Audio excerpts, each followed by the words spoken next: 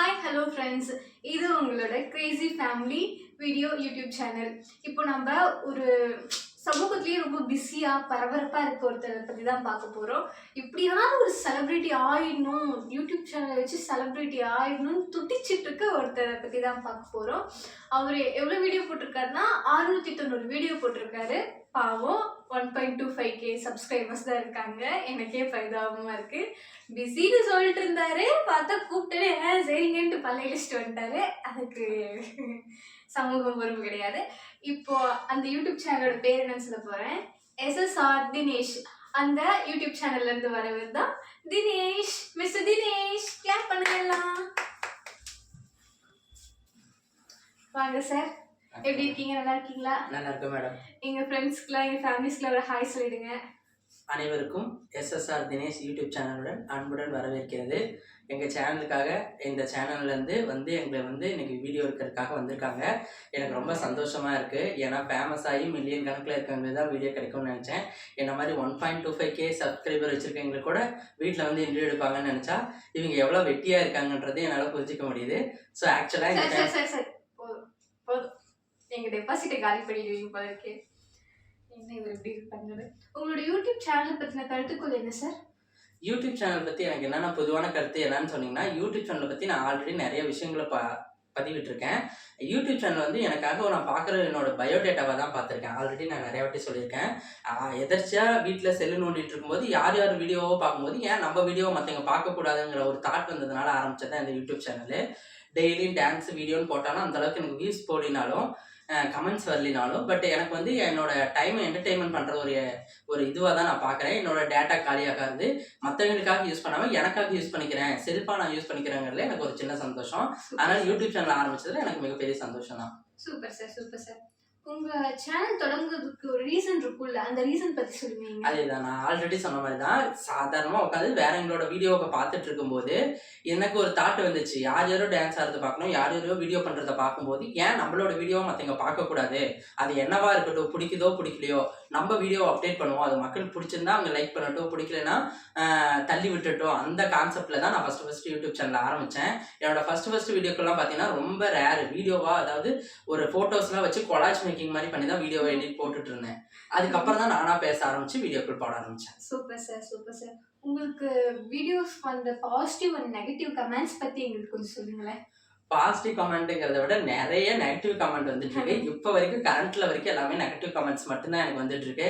நான் போட்டிருக்க வீடியோவில் ஏன்டா இப்படி காஸ்டியூம் போட்டிருக்க, என்னடா டான்ஸ் இது, என்னடா பாட்டு இது, நீ எல்லாம் என்னடா ஒரு ஆளு, பேட் வேர்ட்ஸ் எல்லாம் கூட கமெண்ட் வந்திருக்கு. அதெல்லாம் சொல்லனா நான் என்ன சொல்றது, எல்லாரோட யூடியூப்ல ஹிஸ்ட்ரி எடுத்து பார்த்தா எல்லாரோட லைஃப் ஜேர்னிலையும் இந்த மாதிரி ஒரு பார்ட் இருந்துட்டு இருக்கு. ஸோ நான் இப்போதானே குட்டியாக ஆரம்பிச்சிருக்கேன். அதனால சின்ன சின்ன கமெண்ட் எல்லாம் வருது, சின்ன சின்ன வார்த்தைகள்லாம் வருது. அதை பற்றிலாம் நான் எப்பயுமே பாதர் பண்ணிக்கிட்டது இல்லை. ஏன்னா பெரிய செலிபிரிட்டி ஆனவங்களுக்கே பெரிய பிரச்சனை இருக்கும்போது நம்ம குட்டியாக ஆரம்பிச்சிருக்கேன். நமக்கு இந்த மாதிரி சின்ன சின்ன வேலைகள்லாம் வரும். அதனால அதை ஒவ்வொரு சமயம் பார்ப்பேன், படிப்பேன், எங்க வீட்டுல இருக்கவங்களோட ஷேர் பண்ணிக்குவேன். அப்படியே தான் நான் யூடியூப்ல நீங்க வீடியோ போடுறேன்னு போட்ட உடனே உங்க ஃபேமிலி அண்ட் ஃப்ரெண்ட்ஸோட ரியாக்ஷன் எப்படி இருந்துச்சு? அதை கொஞ்சம் ஃபர்ஸ்ட் நான் போடும்போது எங்க ஃபேமிலியில எங்க அம்மாவுக்கு எல்லாருக்குமே, எங்க அண்ணனுக்கு, எங்க அப்பாவுக்கு எல்லாருக்குமே ஓரளவுக்கு ஒரு சந்தோஷமா தான் இருந்துச்சு. ஏன்னா யூடியூப் எல்லாரும் அவங்க செல்லை யூஸ் பண்ண கத்துக்கிட்டதுனால யூடியூப் யார் ஒரு முகத்தையும் பார்க்குறோம், பையன் முகத்தை பார்க்கணும்னு ஒரு சந்தோஷம் தான். பட் நான் கண்டென்ட் போட ஆரம்பிச்சதுக்கு அப்புறம் எங்க அம்மா பொழுதுக்கு டான்ஸே போட்டுட்டு இருக்கேன், எனக்கே பிடிக்கல உன் வீடியோன்னு பார்க்கணும்னு சொல்லிட்டாங்க. அதுக்கப்புறம் தான் நான் கொஞ்சம் கொஞ்சமா பேசணுங்கிற எண்ணத்துக்கு வளர்ந்தேன். அதனால எனக்கு யூடியூப்ல இப்போ ஓரளவுக்கு எங்க ஃபேமிலியில எல்லாருமே எனக்கு சப்போர்ட் பண்ணிட்டு தான் இருக்காங்க. சார், உங்க மேக்ஸிமம் வீடியோல உங்க மம்மியை பத்தி பேசியிருக்கீங்க. அம்மானா அவ்வளவு பிடிக்குமா சொல்லுங்க? எல்லாருக்கும் ஆல்ரெடி சொல்ற மாதிரி தான், படத்துல வீடியோல எல்லாத்துலயும் சொல்ற மாதிரி தான். அம்மானா யாருக்கு தான் பிடிக்காது? அதுலயே என் அம்மா எனக்கு ரொம்ப ஸ்பெஷல். ஏன்னா சொல்லணும்னா எல்லாருக்கும் அம்மா யூனிக் தான். எல்லாரோட அம்மாவும் எல்லாருக்கும் யூனிக் தான். யாருக்கும் ஒருத்தரோட மம்மி இன்னொருத்தர் மம்மிக்கு இது ஒரு சலைச்சவங்களே கிடையாது. ஸோ எல்லார் மம்மி எல்லாருக்கும் ஈக்குவல் தான், யூனிக் தான். அது மாதிரி என் மம்மி அது தனி யூனிக்கு. இப்போ இல்லை, எப்பயுமே என் மம்மி எனக்கு யூனிக் தான். அதனால நான் இப்போ எப்பயுமே மோஸ்ட் ஆஃப் வீடியோன்னு இல்லை, என்னோட லைஃப் எட்ஜ் வரைக்குமே நான் எங்கள் அம்மா பற்றின வீடியோக்களோ, எங்கள் அம்மா பற்றின வாய்ஸ் மெசேஜ், வாட்ஸ்அப் ஸ்டேட்டஸ் முதலாக.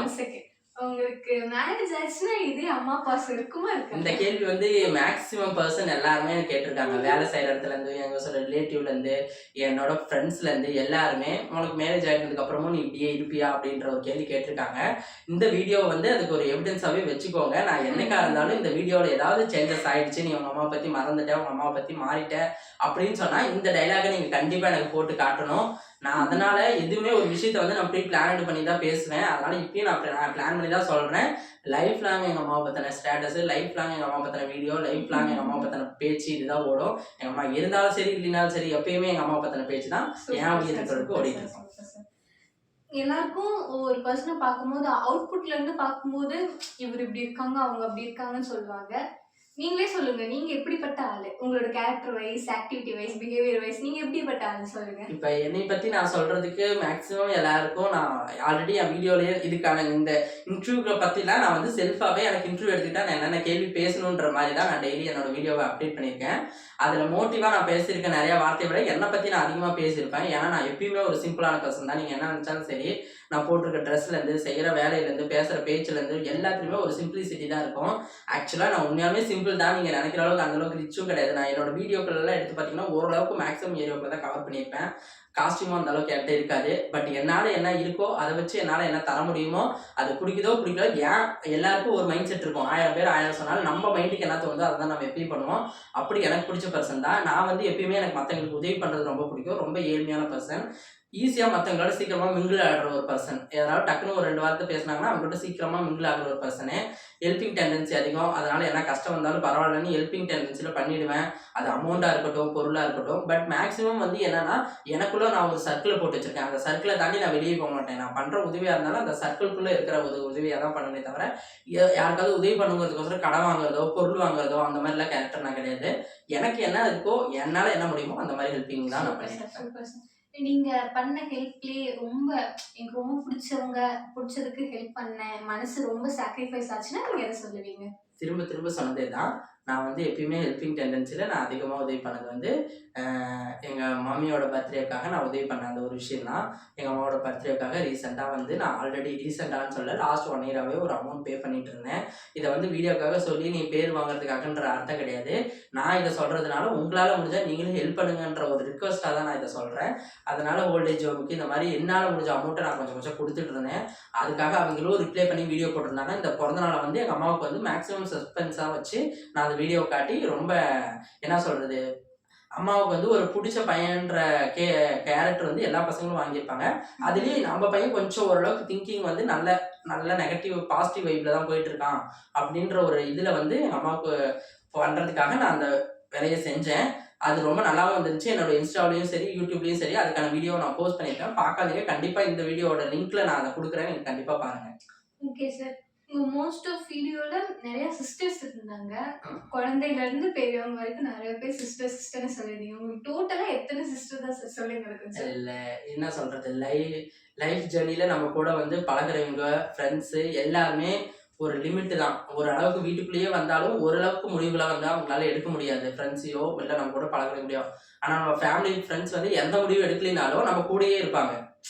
எந்த முடிவே நம்மளால எடுக்க முடியாது. ஆனா என்ன நடக்குதுன்னு வேடிக்கை பார்த்து நம்ம கூடயே இருக்கலாம். ஈக்குவல் டு நம்ம இருக்கிற பெட்ரூம் வரைக்கும் நம்ம ஃப்ரெண்ட்ஸ் அவ்வளோக்கா மேக்ஸிமம் ரொம்ப க்ளோஸ் ஆனவங்க விட்டா கூட நம்மளோட ஃபேமிலி டிசிஷன் எடுக்கும்போது நம்ம அவங்க அந்த அளவுக்கு இன்வால்வ் பண்ணிக்க மாட்டோம். ஆனா நம்ம ஃபேமிலி ரிலேட்டிவ்ஸ் வந்து எந்த டிசிஷன் சொன்னாலும் எல்லா இடத்துலயும் இருப்பாங்க. ஸோ அப்படிப்பட்ட என்னோட ஃபேமிலியில் வந்து எனக்கு நிறைய சிஸ்டர்ஸ் தான் அதிகம். திரும்ப திரும்ப நீங்கள் ரொட்டேட் பண்ணி பார்த்தாலும் என் லைஃப் ஜேர்னியில் ஃபுல்லாக என் தங்கச்சிங்களோட தான் என் லைஃப் இப்போ வரைக்கும் ஜேர்னி ஆகிட்டு இருக்கு. இதுக்கு முன்னாடியே ஜேர்னி ஆகும்.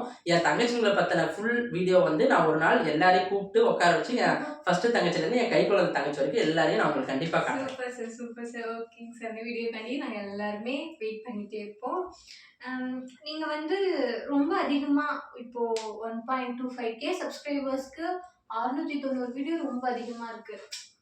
வீடியோஸ் அதிகமா இருக்கு, சப்ஸ்கிரைபர் கம்மியா இருக்குன்னு சொல்லிட்டு நீங்க என்னைக்காவது ஃபீல் பண்ணது உண்டா? இல்ல கண்டிப்பா இது வரைக்கும் நான் அப்படி பண்ணதில்லை. ஏன்னா ஒரு விஷயத்த ஆரம்பிக்கும் போது கண்டிப்பா டிமோட்டிவேட் பண்றதுக்கு நிறைய பேர் இருப்பாங்க. நம்ம சக்சஸ் ஆகிறதுக்கு ஒரு டைம் இருக்கு. அந்த டைம் வரதுக்குள்ள எனக்கு இருக்கிற ஒரு ஆர்வம், கியூரியாசிட்டில நான் அதிகமான வீடியோக்களை போஸ்ட் பண்ண ஆரம்பிச்சிட்டேன். நான் ஃபர்ஸ்ட் யூடியூப்ல போஸ்ட் பண்ணும்போது ஒரு நாளைக்கு 6, 7, 8ன்னு கூட போஸ்ட் பண்ண ஆரம்பிச்சிட்டேன்.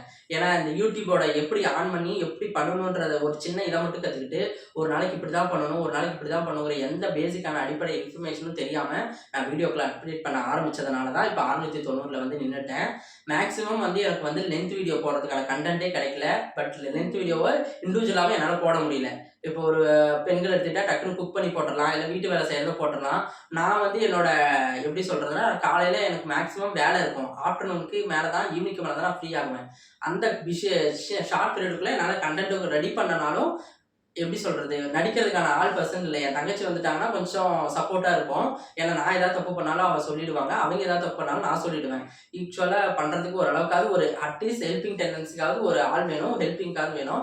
அந்த மாதிரி எனக்கு தெரியாதனால வெறும் ஷார்ட்ஸ் மட்டுமே போட்டுட்டு இருந்தேன். அதனாலதான் எனக்கு வந்து 690 வீடியோ போயிடுச்சு.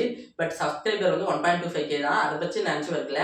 1650 பேர் இப்ப என்ன லைக் பண்ணி வச்சிருக்காங்கன்ற அந்த சந்தோஷம் எனக்கு வந்து இன்னும் அதிகமாகவே இருக்கிறதுனால, இதுக்கு மேல வந்து இப்ப நான் கண்டென்ட் ஓரளவு கத்துக்கிட்டதுனால இப்ப வீடியோக்குள்ள குறைச்சிக்கிட்டேன். ஒரு நாளைக்கு ஒரு வீடியோ, நான் 2 வீடியோ அவ்வளவுதான் போஸ்ட் பண்றேன். செலிபிரிட்டியா ஆகலனாலும் பரவாயில்ல. பட் என்னோட முயற்சியான என்னோட மொபைல்ல இருக்க என்னோட இதுல என் பாட்டு இருந்துட்டே இருக்கணும்ன்றதுதான் என்னோட ஆசை. Super sir. நீங்க ஜாப்னு சொன்னீங்க, என்ன ஜாப் பண்றீங்க? நான் வந்து மெடிக்கல் ஃபீல்டு ஆல்ரெடி வீடியோவில் சொல்லியிருப்பேன். நான் வந்து எப்பயுமே நான் வந்து கம்ப்ளீட்டட் வந்து பிஎஸ்சி நர்சிங் முடிச்சிருக்கேன். அதனால நான் வந்து ஸ்டாஃப் நர்ஸாக ஹாஸ்பிட்டலில் ஒர்க் பண்ணுறேன்.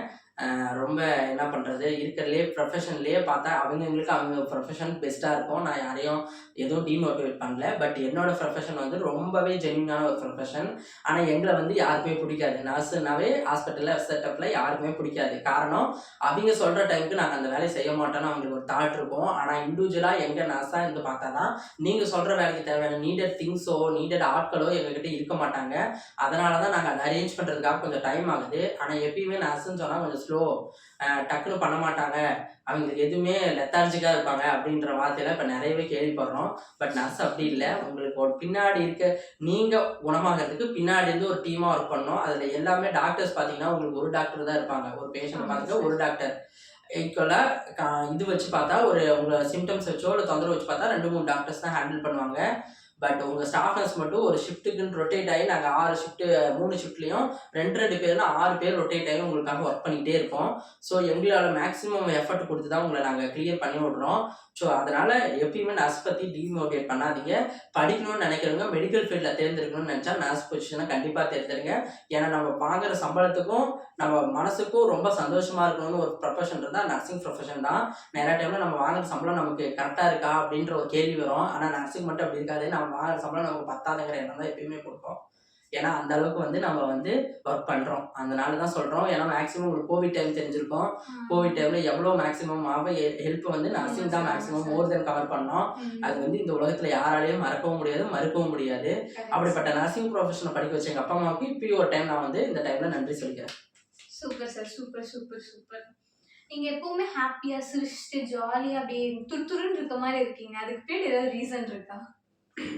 உண்மையை சொல்லணும்னா இந்த வீடியோக்காகவும் வேலை செய்கிற இடத்துல மட்டும்தான் எனக்கு அந்த பேர் இருக்குமே தவிர, வீட்டை பொறுத்த வரைக்கும் எனக்கு வந்து துருதுருன்னு இருக்கிற ஒரு ஆளுன்ற பேரே கிடையாது.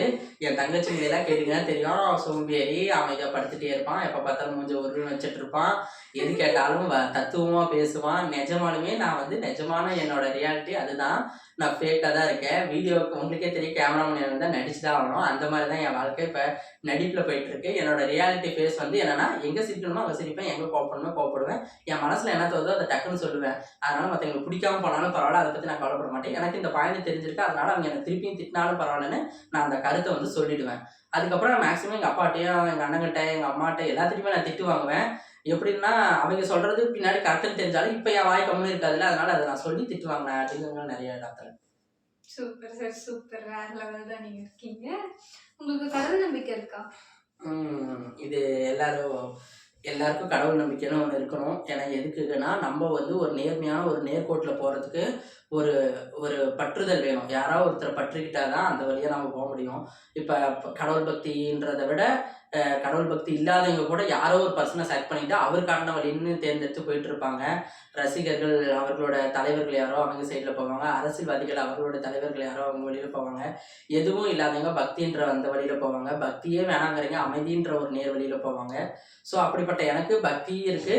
அதே சமயத்தில் எப்படி சொல்கிறது, மெடிக்கல் ஃபீல்டில் இருக்கனால எனக்கு உயிரோட வேல்யூ வந்து ரொம்ப ஹோப்பாக புரிஞ்சுக்கிட்டாலும் அந்த உயிர் வந்து சீக்கிரம் நிலையில்லாததுங்கிறத நான் சீக்கிரமாக புரிஞ்சுக்கிட்டேன்.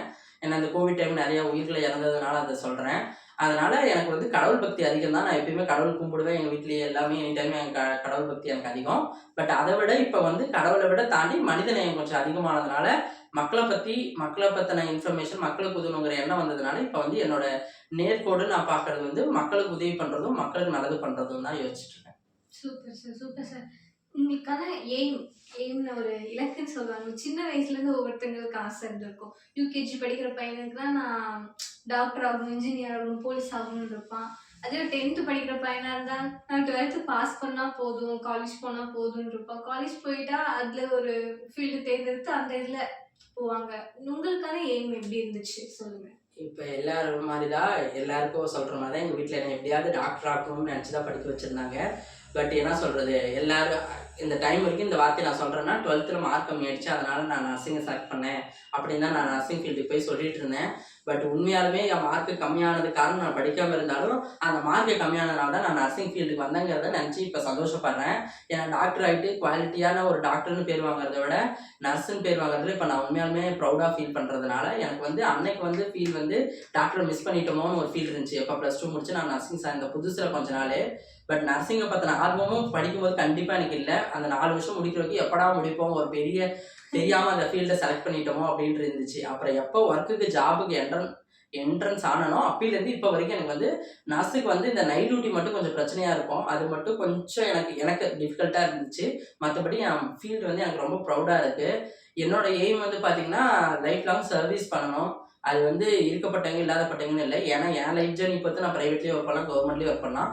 என்னோட லைஃப் தாட் வந்து என்னோட பேசிக்கான சேலரியை தாண்டி ஏதாவது ஒன்று நான் பண்ணணும் உதவியாக. அது ஒன்று ஹாஸ்பிட்டல் சைடாக இருக்கட்டும், இல்லை பப்ளிக் சைடாக இருக்கட்டும், இல்லை எதுவுமே முடியலைனாலும் இப்போ நான் பண்ணிட்டு இருக்க மாதிரி ஏதோ ஒரு ஓல்டேஜ் ஹோம்க்கு என்னால் முடிஞ்ச அமௌண்ட்டு ஏதோ ஒரு சர்க்குலரில் நான் உதவி பண்ணிட்டு இருக்கணும். அப்போ உதவி பண்ணணும் போது மேக்ஸிமம் உதவி கம்மி அமௌண்ட்டு சம்பளமாக இருக்கணுன்ற ஒரு இது பார்க்கும்போது நர்சிங் ப்ரொஃபஷன் மெயினாக இருக்கும். அதனால எனக்கு வந்து என் ப்ரொஃபஷன் இதாக இருக்குது. எய்ம் வந்து எனக்கு மெயினாக பார்த்தீங்கன்னா என்னோட ஏஜ் பாராகி நான் வந்து என்னால் நடக்க முடியாமல் உதவி பண்ண முடியாத சூழ்நிலை போகிற வரைக்கும் நான் வந்து டேவுக்கு யாருக்காவது ஒருத்தருக்காவது ஹெல்ப் பண்ணிக்கிட்டே இருக்கணுங்கிற என் தாட் வந்து எனக்கு எப்பயுமே இருக்கும். காலையில் கடவுள் கும்பிடும்போது கூட நான் எல்லாரும் நல்லா இருக்கணும்னு வேண்டிட்டு அடுத்த கேள்வி இன்னைக்கு யாருக்காவது உதவி பண்ணணும்னு நான் எப்பயுமே வேண்டிக்குவேன். இது ரியாலிட்டியாக நான் உண்மையாலுமே என் மனசுலேருந்து இந்த வார்த்தையை நான் சொல்கிறேன். சூப்பர் சார், சூப்பர் சார், வேற லெவல். சூப்பர். எனக்கே கேட்கும்போது ஒரு மாதிரி இன்ஸ்பயர் ஆகுது. நாமளும் ஏதாவது வாழ்க்கையில் புரட்சி பண்ணணும், சாதிக்கணுங்கிற மாதிரி இருக்கு. சார், உங்களுக்கு பாலிடிக்ஸில் வர்றதுக்கான ஏதாவது ஒரு ரீசன் இருக்கா? வர முடியுமா? இல்லை உங்களுக்கு பிடிச்ச பாலிடிக்ஸ் லீடர் யார்? நீங்கள் அதை ஷேர் பண்ணிக்கலாம். பாலிடிக்ஸ் லீடரை பேசுகிற அளவுக்கு நான் இன்னும் டெவலப் ஆகலை. அதனால பாலிடிக்ஸை பற்றி பேசுகிற அளவுக்கு எனக்கு இன்னும் அனுபவம் பத்தலை. பட் பாலிடிக்ஸ் பற்றி சின்ன ஆசை ஒன்று இருக்குது. எதுக்கு அப்படின்னு சொன்னீங்கன்னா, நம்ம வந்து டிவி பார்த்துட்டே இருப்போம். ஒரு சாங் நமக்கு ஒரு டெவலப்மெண்ட் சாங்காக இருந்துச்சுன்னா அது வந்து மோட்டிவேட் சாங்காக இருந்தால் நமக்கே எந்தூசியாஸ்டிக் ஆயிடுச்சு அப்படியே ஆகிடும். விஜய் டிவியில் பார்த்தீங்கன்னா யாருக்காவது அவார்டு கொடுத்தாங்கன்னா நமக்கு என்னமோ அந்த அவார்டு வாங்கின மாதிரி ஒரு ஃபீல் வரும். யாரோ அழுதாங்கன்னா நமக்கு என்னமோ அந்த மாதிரி அழுவச்சு வந்துடும். ஸோ இந்த மாதிரி மேக்ஸிமம் பர்சன்ஸ் நிறைய பேர் இருப்போம். அப்படிப்பட்ட சூழ்நிலையில் இந்த மாதிரி நான் என்ன சொல்றேன்னா, அரசியல்வாதிகள்லாம் இந்த மதிக்கிறாங்கல்ல, இந்த காரில் போய் இறங்கணுன்னே சல்யூட் அடிக்கிறது, இந்த மாதிரி விஷயங்கள்லாம் பார்க்கும்போது நம்ம ஒரு ஹையர் பொசிஷனுக்கு போகணும். அது not only for politics but any one. அதில் வந்து அந்த ஏதாவது ஒரு ப்ரொஃபஷனாக மற்றவங்க மதிக்கிற மாதிரி ஒரு ஸ்டாண்டர்டான ஒரு எய்முக்கு போகணும், மற்றவங்க படிக்கணும். ஏன்னா நான் வந்து அந்த நிலைமைக்கு போனால் தான் இந்த சமூகத்தில் என்னால் ஒரு சின்ன மாற்றத்தை ஏற்படுத்த முடியும். அதுக்கான ஆசைக்காக தான் நான் அந்த இடத்துக்கு போகணும். கண்டிப்பாக அந்த இடத்துக்கு ஒரு நாள் போனேன்னா கண்டிப்பாக சமூகத்தில் ஏதோ ஒரு மாற்றத்தை என்னால் ஏற்படுத்தி என்னால் மற்றவங்களுக்கு ஏதோ ஒரு நல்லது கிடைக்கும், கண்டிப்பாக நான் கிடைக்க வைக்கணும்னு தான் நான் எய்ம் பண்ணி கடவுளை வேண்டிகிட்டு இருக்கேன். கடவுள் வழிவிட்டார்னா இல்லை என்னோட செயல்பாட்டுனால அப்படி ஒரு வழிமுறை கிடைச்சாலும் நான் அதை கண்டிப்பாக மக்களுக்காக ஏதோ ஒன்று செய்யணும்னு இப்போ வரைக்கும் யோசிச்சுட்டு தான் இருக்கேன். பட் நான் யோசிக்கிற அந்த தாட்டு நடந்துச்சுன்னா கண்டிப்பாக அந்த உங்களை கூப்பிட்டு இந்த வீடியோவை காட்டி உங்களுக்கு நான் இது பண்ணிடுவேன். ஓகேங்க சார், தேங்க்யூ சார். உங்களோட சின்ன வயசுலேருந்து உங்களுக்கு 25 வயசுலேருந்து இப்போ வரைக்கும் இருக்கீங்க. ஏன்னா ஒவ்வொருத்தவங்களுக்கும் ஒரு ரீசன்காண்டியும் வாழணும்னு தோணும். உங்களுக்கு வாழ்க்கை வரலாறு உங்களோட வாழ்க்கை வரலாறு எப்படி இருந்துச்சு? அத கொஞ்சம் ஷேர் பண்ணிக்கோங்க. என்னோட வாழ்க்கை வரலாறு வந்து என்ன சொல்றது, நீங்க ஒரு 50, 60 வயசுக்கு மேல கேட்டிருந்தீங்கன்னா, அவங்க பிறந்ததுலேருந்து மேரேஜ் ஆகி இப்போ குழந்தைங்க இருக்க வரைக்கும் கதை இருக்கும். எனக்கு அந்த அளவுக்கு பெரிய கதையெல்லாம் ஒன்றும் கிடையாது. நான் எப்பயும் போல நான் இருக்க இந்த மாவட்டம், சேலம் மாவட்டத்தில் ஒரு சின்ன கிராமத்தில் தான் பிறந்து வளர்ந்துருக்கேன். என்னோட அப்பா அம்மா வந்து இப்போ இப்போ வந்து நல்ல தொழிலில் இருந்தாலும், அப்போ வந்து ஒரு முடி திருத்துவோர் அந்த தொழிலில் தான் எங்கள் அப்பா இருந்தார். அதுலேருந்து தான் எங்களுக்கு படிக்க வச்சாரு. எங்கள் அப்பா படிக்க வச்சு காலத்துலேருந்து நாங்கள் வந்து என்ன சொல்கிறதுனா, மேக்ஸிமம் டைம் வந்து நாங்கள் ஹாஸ்டல்லே ஸ்பெண்ட் பண்ணிட்டோம். எங்களோட ஃபினான்ஷியலுக்கு வந்து எங்களுக்கு அந்த அளவுக்கு சப்போர்ட் இல்லாத காரணத்தினால எங்கள் அம்மா வந்து எங்களை அப்பயே கொண்டு போய் ஹாஸ்டலில் சேர்த்துட்டாங்க. நானும் எங்கள் அண்ணனும் வந்து மேக்ஸிமம் எனக்கு வந்து 10வது படிக்கிற வரைக்குமே நான் ஹாஸ்டலில் தான் இருந்தேன். அண்ணா வந்து 12வது படிக்கிற வரைக்குமே ஹாஸ்டலில் இருந்தாங்க. மேக்ஸிமம் டியூரேஷன் வந்து லைஃப் டைமில் இப்போ இருக்கிற இந்த 2004 நான் பிறந்த 96லேருந்து 2024 இப்போ இருக்க இந்த சர்வைல் டைமில் மேக்ஸிமம் கவரேஜ் ஆஃப் ஏரியா வந்து நான் ஹாஸ்டலில் தான் இருந்திருக்கேன். ஹோமுங்கிறது வந்து எனக்கு இப்போ ஒரு லாஸ்ட் 10 இயர்ஸ் 8 இயர்ஸாக தான் இருக்குது. ஸோ அதனாலேயே என்னமோ எங்கள் அம்மா மேலே எனக்கு அதிகமான இன்ட்ரெஸ்ட் வந்துருச்சா என்னமோ தெரில. ஏன்னா வீட்டில் எதுவுமே ஒரு பக்கத்தில் இருக்கும்போது அதோட அருமை தெரியாது, தூரத்தில் இருந்தால் தான் அதோட அருமை நமக்கு தெரியுன்ற மாதிரி நான் ஹாஸ்டல்லே இருந்து எனக்கு எங்கள் அம்மாவை பற்றின எண்ணங்கள் அதிகமானதுனால நான் இப்போ வந்ததுக்கப்புறம் யார் என்ன சொன்னாலும் எனக்கு அது பெருசாக தெரிய மாட்டேங்குது. அதனால் என்னோட மேக்ஸிமம் இதில் வந்து நான் வந்து ஹாஸ்டலில் இருந்துட்டேன். ரொம்ப கஷ்டம்னு சொல்லி இப்போ மற்றவங்க வருத்தப்படக்கூடாது. ஏன்னா நம்ம கஷ்டம் நம்ம பட்டது நம்மளோட இருக்கணும். நம்மளுக்கு பின்னாடி வரவங்க அதை பார்த்து வருத்தப்படணும்னு எந்த அவசியமும் கிடையாது. ஏன்னா நமக்கு வந்து எப்படி சொல்கிறதுனா, கஞ்சி சாப்பாடு இதெல்லாம் நினச்சி பார்த்தாலும் இன்றைக்கி அந்த சூழ்நிலை இல்லை. கடவுள் புண்ணியத்தில் இன்னைக்கு நல்லா இருந்தாலும் அன்னைக்கு சூழ்நிலை நினச்சி பார்க்கும்போது ஒரு சின்ன பையனாக எனக்கு அந்த கில்ட்டி ஃபீலிங் இருக்கும். நம்ம ஏன் இப்படி இருக்கோம், நமக்கு அப்பா அம்மா இருந்தோம், நம்ம ஏன் ஹாஸ்டலில் இருக்கோன்ற சின்ன சின்ன வருத்தங்கள் எனக்கு அப்பப்போ இருக்கும். பட் ஓரளவுக்கு அப்புறம் 10th முடித்தேன். அப்புறம் +2க்கு வந்தேன். ஓரளவுக்கு அப்பா அம்மாவோட ஃபினான்ஷியல் பிரச்சனைலாம் புரிஞ்சுக்கிட்டேன். ஸோ அதனால தான் நம்மளை கொண்டு போய் சேர்த்துருப்பாங்கன்னு ஓரளவுக்கு அண்டர்ஸ்டாண்ட் பண்ணிக்கிட்டேன். இப்போ ஓரளவுக்கு அப்புறம் காலேஜ் படித்தப்போ எனக்கு வந்து கவர்மெண்ட் சீட் கிடைக்கல, ப்ரைவேட்டில் தான் கிடச்சிச்சு. உண்மையாலுமே இந்த டைம்லேயும் எங்கள் அப்பா அம்மாவுக்கு மறுபடியும் தேங்க்ஸ் சொல்லணும். என்னோட வச்சிருந்த ஒரே லேண்டை விற்று தான் என்னை இந்த நிலைமைக்கு படிக்க வச்சாங்க. ஸோ அவங்களுக்கு இன்ன வரைக்கும் நான் வந்து பண்ணிகிட்டு இருக்கிறது பத்தாதுன்னு தான் நான் சொல்லுவேன். இன்னும் அதிகமாக பண்ணணும். அதுக்கே கடவுள் கொடுத்தாருன்னா கண்டிப்பாக அவங்களுக்கு பண்ணிகிட்டே தான் இருப்பேன். Super sir, super sir. இந்த 2024 பத்தி உங்களோட கருத்துக்கள் என்ன? அதை சொல்லுங்க. ஈஸியாக 2023 வந்து நம்ம கடந்துட்டோம். எப்படி முடிஞ்சிச்சுன்னே தெரில. கண்ணை மூடி கண்ணை திறக்கிறதுக்குள்ள 2023 ஈஸியாக முடிஞ்சிருச்சு. என்னோட யூடியூப் சேனலில் இந்த 6 மாதத்து பங்களிப்பை நான் வந்து 2018 ஓப்பன் பண்ணிவிட்டு என்ன பண்ணிட்டேன்னா, சேனலை வந்து ஒழுங்காக ரன் பண்ணல. எனக்கு அந்த அளவுக்கு தெரில, நாலேஜ் இல்லை. 2018 ஓப்பன் பண்ணதுக்கப்புறம் நான் அதை பற்றின எந்த நாலேஜும் இல்லாதனால அதை விட்டுட்டேன். இப்போ வந்து 2023 ஜூனுக்கு அப்புறம் தான் ஓரளவுக்கு மேக்ஸிமம் வீடியோ நான் போட ஆரம்பித்தேன். ஸோ அதனால் எனக்கு அந்தளவுக்கு சப்ஸ்கிரைபர் கிடைக்கலங்கிறத விட வாட்ச் ஓவர்ஸும் எனக்கு அதிகமாகலை. இப்போ நான் என்ன சொல்கிறேன்னா, கிடைச்ச டைமை நான் பயன்படுத்திக்காமல் விட்டுட்டேனோ, இந்நேரம் நான் செலிபிரிட்டி ஆகிருக்கலாமோ, இப்போ வந்து கம்மி சப்ஸ்கிரைபரில் இப்படி ஒரு சேனல் வரதுக்கு பதிலாக நான் மில்லியன் கணக்கில் வந்திருந்தா இன்னும் நிறைய செலிபிரிட்டி என்னை வந்து ப்ரௌட் பண்ணியிருப்பாங்களோ. நான் வந்து இதை வந்து பேட்டிக்காக சொன்னால், இந்த வீடியோஸ் வைரல் ஆனால் தான் மக்களுக்கு போய் சேரும். மக்களுக்கு போய் சேர்ந்தால் தான் என்னோட மைண்ட் செட் என்னங்கிறது மக்களுக்கு புரியும். நான் அதுக்காக சொல்கிறேன். ஆனால் வந்தவங்களை நான் எதுவும் கஷ்டப்படுத்த விரும்பலை. வந்த வரைக்கும் சந்தோஷம் தான். முதல் கோணல் முற்றிலும் கோணல் முதல்ல நமக்கு வரவங்க தான் நமக்கு எப்பயுமே வாழ்க்கையில் இதாக இருப்பாங்க. என்ன நிலைமைக்கு நான் ஃப்யூச்சரில் போனாலும் உங்கள் சேனலில் பார்க்கவும் மாட்டேன். உங்கள் சேனலுக்காக எப்பயுமே என்னை நல்ல பொசிஷன் வந்துட்டா உங்கள் சேனலுக்கு நான் சப்போர்ட் பண்ணுவேன். ஸோ அப்படிப்பட்ட இந்த சின்ன 6 மாத கேப்பில் எனக்கு இந்த வந்து வாழ்க்கை வந்து ஓரளவுக்கு நல்லா இதாக இருக்குது. வீடியோவை தாண்டி என் மைண்ட் செட்லேயே நான் வந்து ஹெல்பிங் டெண்டன்சியாக சொல்லிட்டு இருந்ததை இப்போ டெவலப் பண்ண ஆரம்பிச்சிட்டேன். நல்லாவே எனக்கே புரியுது. ஒரு நாளைக்கு யாருக்காக ஹெல்ப் பண்ணணும், ஏதாவது பண்ணணும்னு நான் டெய்லி பண்ணுவேன். பண்ணாமல் இருந்த நாட்களும் இருக்குது. இருந்தாலும் இன்றைக்கி நான் மிஸ் பண்ணிட்டோமே, யாருக்கும் எதுவும் பண்ணாமல் இருவேன். டெய்லி தூங்கும்போது கூட நான் வருத்தப்பட்டுக்குவேன். அதனால் எனக்கு வந்து 2023 வந்து ஒரு என்னோட சேனல் வந்து ஆரம்பிச்சிருக்கோம். எனக்கு ஒரு மோட்டிவ் கொடுக்கறதுக்கு ஒரு ஃபஸ்ட்டு பிகினிங்காக இருந்துச்சுன்னு வச்சுக்கோங்களேன். இது வந்து தொடக்கமாக இருக்குது. அப்போ ஆரம்பிக்கிற 2024 இதை விட நல்லதாக இருக்குன்னு தான் நான் எதிர்பார்க்குறேன். ஏன்னா இதை விட ஹெல்பிங் டெண்டன்சி ஒரு நாள் ஒரு உதவி பண்ணிருந்தேன், இன்னொரு 2 உதவி பண்ணலாம். என்னை பார்த்து நிறைய பேர் டெவலப் ஆகலாம். கண்டிப்பாக என்னை பார்த்து நீங்கள் நினைக்க வேணாம். உங்களுக்கே செல்ஃபாக மோட்டிவேட் ஆகிக்கோங்க. நீங்கள் என்னை பார்த்து நீங்கள் என்னைக்கு சொல்லணும்னு நான் எதிர்பார்க்கல. நீங்கள் உங்களாக இருக்கணும். உங்களை பார்த்து 4 பேர் இவரை பார்த்து கற்றுக்கிட்டேன்னு நீங்கள் சொல்லணும். எனக்கு அது போதும். என்னை பார்த்து கற்றுக்கணும்னு நான் எந்த அவசியமும் சொல்லலை. உங்களால் முடிஞ்ச உதவிகளை பண்ணுங்கள். இந்த 2024 நீங்கள் மெயினாக வளர்த்துக்க வேண்டியது முதல்ல உதவி பண்ணுற டெண்டன்சி இப்போ இருக்க சமூகத்தில் உதவி பண்ணுற டெண்டன்சி ரொம்ப குறைஞ்சிட்டே வருது. அதனால் உங்களுக்கு முதல்ல ஹெல்பிங் டெண்டன்சியாக இருக்கும். ஏன்னா இந்த வீடியோவை கண்டிப்பாக டீனேஜ் யாரும் பார்க்க மாட்டீங்க. ஒரு ஓல்டு ஏஜாக இருக்கவங்க இல்லை மினிமம் வயசில் இருக்கவங்க தான் பார்ப்பாங்க. ஏன்னா நான் பேசுகிற டீனேஜ் வயசு தான். ஆனால் இப்போ என்ன பேசுகிறான்னு இங்கே யாரும் உட்காந்து பார்க்குற அளவுக்கு யாருக்கும் பொறுமை கிடையாது. ஏன்னா ஆடுறதையும் பாடுறதையும் ஓடுறதையும் பார்த்துட்டு இருக்க உலகத்தில் இந்த மாதிரி உட்காந்து பேசுகிறத பார்க்குறதுக்கு ஆட்களே ரொம்ப கம்மி. அப்படி பார்த்த நீங்கள் கண்டிப்பாக இதை ஷேர் பண்ணுங்கள். இந்த 2024 நீங்கள் வந்து உதவி பண்ணுங்கிறத மெயின் தீமாக வச்சுக்கோங்க. உதவி பண்ணுங்க. ஏன்னா உதவின்றது வந்து வாங்குறவங்களுக்கு எவ்வளோ பெரிய கஷ்டன்றது அந்த வாங்கினவங்களுக்கு தான் தெரியும். ஒருத்தர்கிட்ட உதவி கேட்கறதுக்கே நம்ம தயங்குவோம். உங்களுக்கே தெரியும். நம்ம 1000 ஒரு 10 ரூபா காசு கொடுங்கன்னா நம்ம கிட்ட கேட்கறது 10 வாட்டி யோசிச்சு தான் நம்ம அந்த காசை கேட்போம். அதை வாங்கிட்டாலும் கடைசி வரைக்கும் அதை திருப்பி கொடுத்தாலும் கூட அவங்க கொடுத்தாங்கிற அந்த கில்ட்டி ஃபீலிங் நமக்குள்ள இருந்துகிட்டே இருக்கும். ஸோ உதவிக்கு மட்டும்தான் இந்த மாதிரி ஒரு ஸ்பெஷல் குணம் இருக்குது. அதனால உதவியை வந்து வாங்குறது பெருசு இல்லை. உதவி பண்ணுங்க. பண்ணுற இடத்துல நீங்கள் இருக்கணும். நான் உண்மையாலும் சொல்கிறேன். நீங்கள் இது வரைக்கும் உதவியே வாங்கலையானா கண்டிப்பாக நான் மேக்ஸிமம் உதவி வாங்கியிருக்கேன். எல்லாருக்கிட்டையும் உதவி வாங்கியிருக்கேன். என்னோட 22 வயசு வரைக்கும் கூட நான் வாங்கியிருக்கேன். என்னை உண்மையாலும் நான் மறக்க முடியல. இப்போ 25ல் கூட உதவி வாங்கியிருக்கேன். என்னென்ன உதவிகள்னு பார்த்தீங்கன்னா நிறைய உதவி. சாப்பாடு இல்லாமல் சாப்பாடு கொடுத்துருக்காங்க, ட்ரெஸ் இல்லாமல் ட்ரெஸ்ஸு கொடுத்துருக்காங்க, பேக் இல்லைன்னு பேக் கொடுத்துருக்காங்க, என்னவோ காசு இல்லைன்னு காசு கொடுத்துருக்காங்க. அந்த மாதிரி நிறைய உதவிகள் நான் வாங்கியிருக்கேன். அதனால உதவி பற்றின அந்த வாங்கி அதோட வழிகள் எனக்கு புரிஞ்சதுனால இப்போ உதவி பண்ணுங்கிற டெண்டன்சி வந்துருச்சு. அதனால மேக்சிமம் உதவி இப்போ வந்து நான் வாங்குறத அவாய்ட் பண்ணிக்குவேன். 10 தடவை யோசிப்பேன். அந்த விஷயத்தை நம்மளால பண்ண முடியுதுக்கு ஏதாவது வழி இருக்கான்னு. அப்படி முடியாத பட்சத்தில் மட்டும்தான் நான் உதவி வாங்குவேன். மேக்சிமம் இப்போ எல்லாருக்கும் நான் உதவி பண்ண கற்றுக்கிட்டேன். 2024 உங்கள் எல்லாருக்கும் இந்த ஆண்டு சிறப்பாக இருக்க அமைதியாகவும் சிறப்பாகவும் இருக்க ஒரே வழி உதவி பண்ணணும். நீங்கள் எல்லாரும் அந்த குணத்தை வளர்த்துக்கோங்க. Super sir, super sir. நீங்கள் நிறைய சப்ஸ்கிரைபர்ஸ் வாங்கி நிறைய வீடியோ போடணுன்னு கடவுள்கிட்ட நாங்கள் வேண்டிக்கிறோம். நாங்கள் மட்டும் இல்லை, எங்கள் கிரேசி ஃபேமிலி டீம் எல்லாரும் நாங்கள் வேண்டிக்கிறோம். என் கேமராமேனுக்கும் வேண்டிக்கிறோம்.